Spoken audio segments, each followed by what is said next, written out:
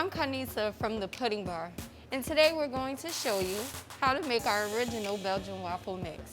First, you're going to open the tab, and then you're just gonna dump the full contents of the package into the bowl. So the next step will be to add the egg yolks only.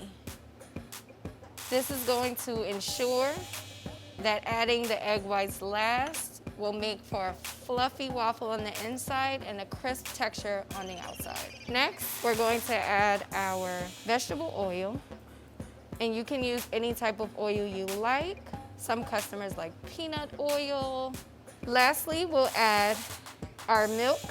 I'm using whole milk, but I have had customers that have used almond milk, lactate milk. So you can definitely play around with this and see what suits you best. So next, you'll mix the ingredients to make sure it's fully incorporated and minimal lumps remain.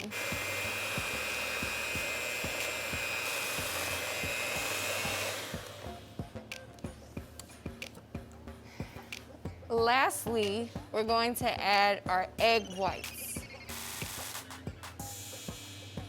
This is going to be a quick mix, maybe about 10 seconds.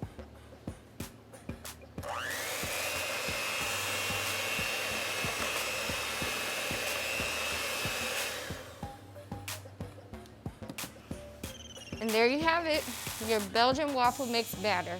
Next, we're going to drop them onto our waffle iron. It's already been heated and it's hot and ready to go. So to ensure your waffle doesn't stick, you want to always make sure you grease the waffle iron first. So we're just going to spray our waffle iron, make sure it's well coated, and then we're going to take 1 cup of batter. Pour it into the center so that it spreads out evenly, and then we're going to close this, flip it over, and wait 1 minute. Once the minute is finished, you should have a golden brown waffle, but you always want to check for doneness in the center. All right, so we're gonna flip it over and open it up. Nice and golden brown.